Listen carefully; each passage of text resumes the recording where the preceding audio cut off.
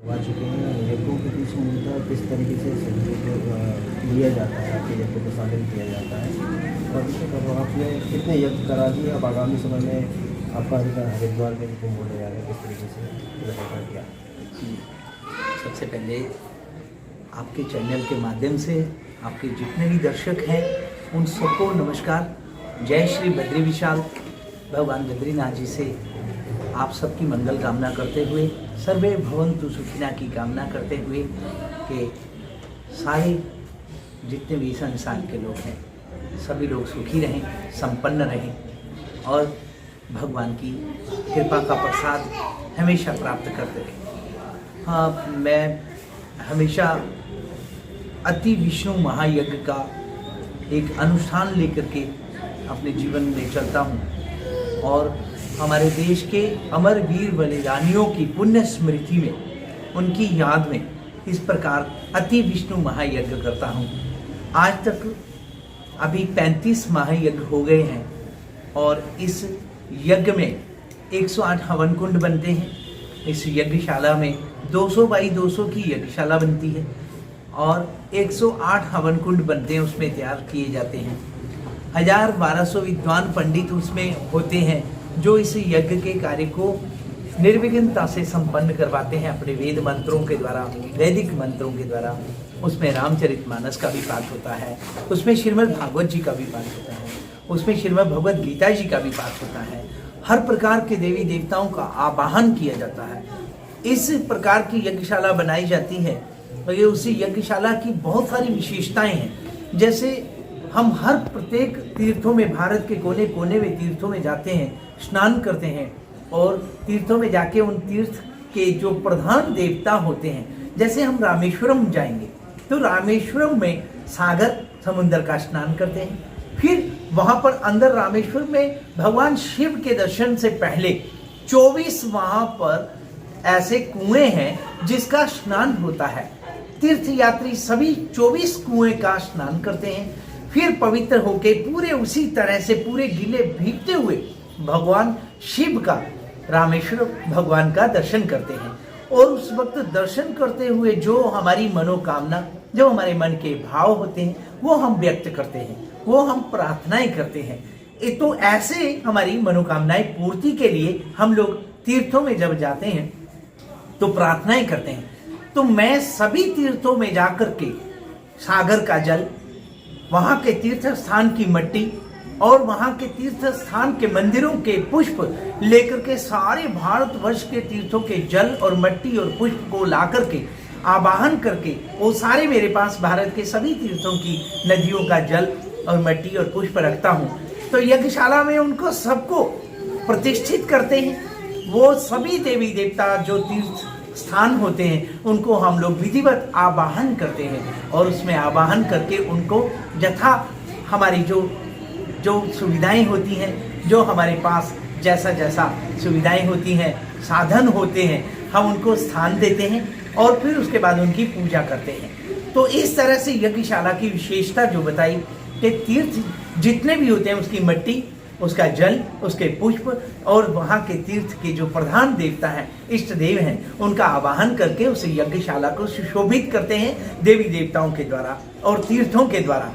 फिर जो कोई भी उस तीर्थ स्थान में, जो यज्ञशाला रूपी तीर्थ स्थान बने हुए सभी तीर्थ उसमें समाहित हो जाते हैं। तो जो भी श्रद्धालु आता है अपनी अपनी श्रद्धा, अपना अपना विश्वास रखता है, यज्ञशाला की 108 परिक्रमा करता है।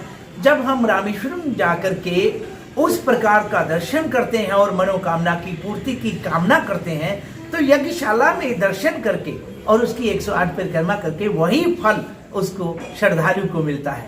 इस तरह से यज्ञ का निर्माण होता है, यज्ञशाला का निर्माण होता है, आवाहन होता है। इस यज्ञशाला की विशेषता ये है एक और कि इस यज्ञशाला की चारों तरफ अमर वीर बलिदानियों के चित्र लगाए जाते हैं, फोटो लगाए जाते हैं, उन नौजवानों को समर्पित किया जाता है।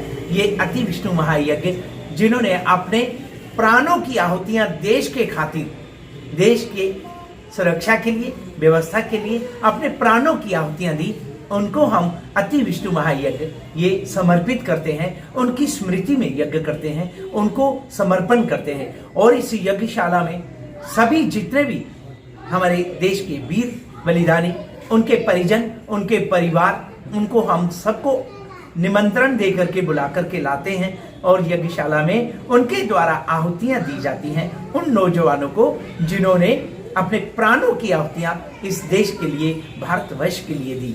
ऐसी ये विशेषताएं यज्ञशाला की होती हैं। और इस तरह से एक और जो बहुत बड़ी विशेषता है यज्ञशाला की, जो हमारे भारत की आन बान शान, हमारे भारत का तिरंगा, जिसको गंगा जमुना और सरस्वती कह सकते हैं, हमारे भारतवर्ष में गंगा जमुना सरस्वती जो हमारी नदियां हैं, तीर्थराज प्रयाग में ऐसा कहते हैं कि जहां अक्षय वट है, जिस जगह पे श्री गंगा जी, जमुना जी और सरस्वती जी प्रवाहित होती हैं, वो तिरंगा भारतवर्ष का, जैसे सबसे पहले उसमें भगवा है, फिर सफेद है और फिर हरा है, इस तरह से वो तिरंगा आन बान शान हमारी यज्ञशाला की शोभा बढ़ाता है। और यज्ञशाला का जो ध्वज है, सबसे ऊपर शिखर में जो लहराता है, वो तिरंगा है, हमारे भारत का गौरव। इस तरह से यज्ञशाला की बहुत सारी विशेषताएं हैं। हर कुंभ में यज्ञ इस तरह से 108 हवन कुंड बनाए जाते हैं और हर जगह पे ये इस तरह से यज्ञ निर्विघ्नता से संपन्न कराया जाता है। कुंभ जैसे प्रयागराज में हुआ, कुंभ उज्जैन में हुआ, नासिक में हुआ, हरिद्वार में हुआ, सभी जगहों पे इस तरह से यज्ञ संपन्न हुए। अब 1 महीने के अंदर अंदर हरिद्वार का महाकुंभ, अभी उसकी पूरी तैयारियां चल रही हैं। सभी साधु संत महात्मा और देश में जितने भी श्रद्धालु हैं, सभी एकत्रित हो रहे हैं। आप सभी सादर आमंत्रित हैं। हरिद्वार के महाकुंभ में आप लोग सभी आए, अपना ध्यान रखें। जैसे सरकार की गाइडलाइन है, निर्देश है, कोरोना महामारी के इस काल में अपना पूरा ख्याल रखें। कहते हैं कि थोड़ा अपना ध्यान रखना, थोड़ा सामाजिक दूरी बना के रखें। मास्क जरूर है, उसकी भी जरूरत पड़ती है, वो भी पहन के रखें। अपना पूरा ख्याल रखते हुए आप कुंभ में आ सकते हैं, सादर आमंत्रित हैं। और हरिद्वार कुंभ में अति विष्णु महायज्ञ निर्माण यज्ञशाला हो रहा है, उसकी तैयारियां चल रही हैं और देश के कोने कोने से जाता है। उसके दिव्य अलौकिक दर्शन आप लोगों को भी हो, मैं ऐसी मंगल कामना करता हूँ। भगवान से प्रार्थना करता हूँ, सर्वे भवन्तु सुखिना की कामना करते हुए, सुखी बसे संसार सब, दुखिया रहे न कोई, यह अभिलाषा मेरी है, भगवान पूरी हुई। बोलो बद्री विशाल भगवान की जय। दूसरा सवाल ये था, अधिकतर ये देखने में आता है जब आपके यज्ञ होते हैं वहाँ पर देवी देवताओं की प्रतिमा की जगह शहीदों की प्रतिमाएं रहती है, इसके पीछे क्या है? वो आपसे मैंने अभी, जैसे आपने बहुत अच्छी बात बोली कि यज्ञशाला के चारों तरफ देवी देवताओं के चित्र लगाए जाते हैं, ये बात बहुत बढ़िया। लेकिन मैं अति विष्णु महायज्ञ उन वीर नौजवानों के नाम करता हूं जो देवी देवताओं से कम नहीं है, साक्षात शरीर से विराजमान होकर के भारतवर्ष की रक्षा और सुरक्षा के लिए अपने प्राणों की आहुतियां दे देते हैं। तो ये ऐसा बड़ा देवता और कौन हो सकता है हमारे देश में? ऐसा बड़ा देवता जो देश के खातिर अपने प्राणों की आहुतियां हंसते हुए देता है। तो इस तरह से हम उनको देवतुल्य ही मानते हैं। इसीलिए हम लोग जब भी कभी जय घोष करते हैं तो यही कहते हैं कि अमर वीर बलिदानी अमर रहे, अमर रहे, अमर रहे।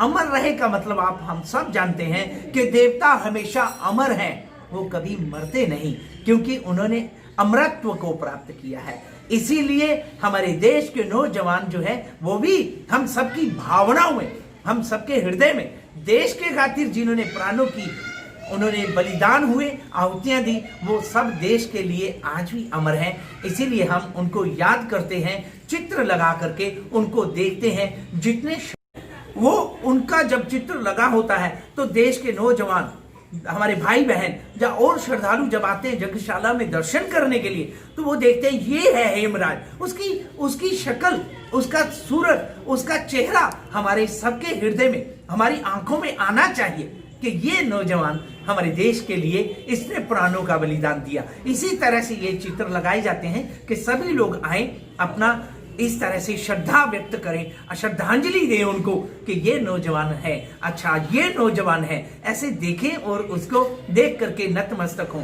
ये मेरा कहना था कि चित्र हम देवी देवताओं के भी लगाते हैं, चित्र हमारे हृदय में देवी देवताओं के हमेशा वास करते हैं, लेकिन यज्ञशाला के चारों तरफ जब नौजवानों के चित्र लगते हैं तो नतमस्तक होते हैं नौजवान। और जो जितने भी श्रद्धालु आते हैं वो देखते हैं तो उन्हें गौरव उनको महसूस होता है कि हमारे भारत के ये नौजवान हैं जिन्होंने अपने प्राणों का बलिदान दिया। और हम जिस वक्त आहुतियां देते हैं इनके नाम से इनको वो फल मिले तो वो वेद मंत्र होते हैं। जैसे अति विष्णु महा यज्ञशाला में विष्णु सहस्त्र नाम पुरुष सूक्त के द्वारा, वेद मंत्रों के द्वारा, मंत्र देवी देवता और भगवान के ही होते हैं, लेकिन उस मंत्र को जब पढ़ के जो फल मिले वो इन नौजवानों की याद में किया जा रहा है, इनको मिले। तो इसलिए इनकी पुण्य स्मृति में ये यज्ञ करवाया जाता है और इनके चित्र लगाए जाते हैं कि सभी लोग दर्शन करें और देखें और अपने मन को इस तरह से उनके साथ जोड़ें और अपने हृदय में एक इस तरह की श्रद्धांजलि उनके प्रति व्यक्त करें कि वास्तव में जिन्होंने प्राणों की आहुतियां दी, क्या हम पुष्प भी नहीं चढ़ा सकते? तो जब पुष्प चढ़ाने लगे तो उनकी शक्ल हमारे सामने हो। बस यही एक हमारा उद्देश्य रहता है कि ये जितने भी श्रद्धालु आए उनको देखें और नतमस्तक हों। महाराज जी, देखने में प्रयागराज में भी तमाम संतों के अखाड़ों से संत पहुंचे हुए थे, उन्होंने भी यज्ञ रखा, लेकिन आपका जो यज्ञ स्थल था वहाँ पे एक बड़ा तिरंगा ध्वज लगाया गया था, एक अलग पहचान थी। क्या इस बार हरिद्वार कुंभ में भी इस तरीके कुछ होने वाला है? जी, यज्ञशाला में जब हम भारत के अमरवीर शहीदों की याद में और उनके परिजनों को बुलाते हैं तो ये एक देश के लिए, भारतवर्ष के लिए एक बहुत बड़ी गौरव की बात है। तो इसीलिए हमारा आन बान शान तिरंगा ये तो हमारी पहचान है। तो इसीलिए हम लोग तिरंगा ध्वज अपना जो है वो यज्ञशाला के उस शिखर पे भी लहराता है और द्वार पे भी लहराता है। तो वो अति विष्णु महायज्ञशाला जो हरिद्वार में बनेगी वहां पर भी इसी तरह से उनका इस तरह से उनका निर्माण किया जाएगा यज्ञशाला में। जी, कोविड को लेकर इस बार किस तरीके दूरी बना के थोड़ा सा रखेंगे और इस तरह से सामाजिक दूरी बना करके रखने से और मास्क लगा करके रखना जरूरी है। बाकी आप लोग जो हैं जितना ज़्यादा हो सके कोशिश करें दूसरे को भी इस तरह का उपदेश दें कि भाई अपना पूरा ख्याल रखें, पूरा ध्यान रखें। कुंभ का इस प्रकार का मेला अथाह लोग जो है श्रद्धालु आते हैं तो कोशिश तो पूरी अपनी कोशिश करे व्यक्ति तो बचने की और बचाने की, तो बहुत कुछ संभव हो सकता है। सरकार की गाइडलाइन का पूरा पालन किया जाएगा। यज्ञशाला में भी हम लोग मास्क, सैनिटाइजर और इस तरह से सारी सामाजिक दूरियां बना करके इस प्रकार का ये जो अति विष्णु महायज्ञ होने जा रहा है इसका पूरा निर्विघ्नता से संपन्न हो और इसका पूरा ख्याल रखा जाए। इसका पूरा ख्याल रखेंगे, ध्यान रखेंगे। जय हिंद, जय भारत।